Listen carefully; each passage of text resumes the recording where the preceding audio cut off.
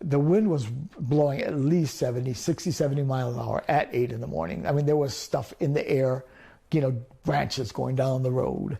So I went down to the parking lot. There was a main parking lot, and to check and see if my car cover had blown off.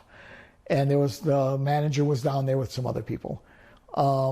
They told us we had to evacuate, and we had gotten a push notice through our phones that said to evacuate. I was ready for this because I thought this would happen.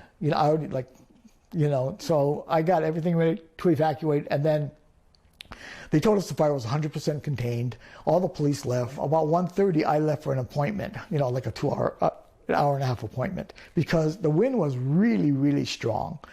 But I couldn't smell or see any fire. So I left.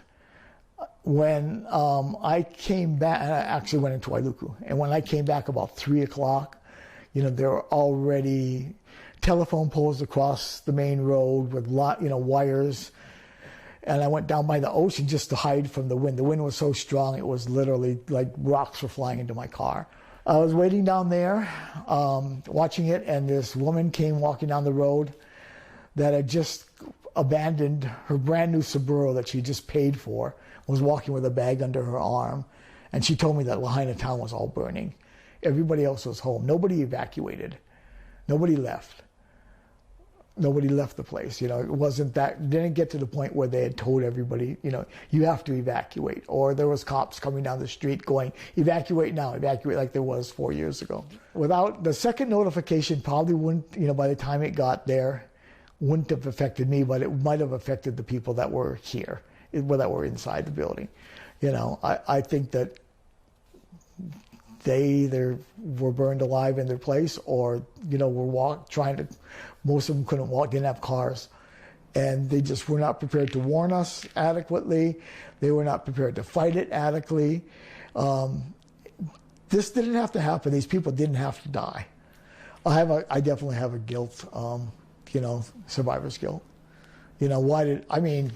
It was just dumb luck that I made this decision, because I could have been, I don't know that I would have gotten out there. I might have been so worried about my stuff loading it into my car. I might have waited that 1 minute too long. It was moving at a minute, mile a minute or something. It's survival right now. How do I get my medication? How do I, today I went up to get eyeglasses, because they're burned.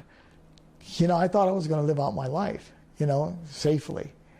And now that's just been completely shattered to the point of, even if I get a bunch of money from, I don't know where I would even start to go back to rebuilding, to how comfortable and secure that was. These people are poor, they're going to be scattered, they're not going to have resources, they're going to be just surviving. So that's what I worry about, is how do you keep the local, not just lifestyle, just, who we are. It's like we're slowly getting burned out, and our history, now, even with my stuff, the history is destroyed. Thanks for watching our YouTube channel. Follow today's top stories and breaking news by downloading the NBC News app.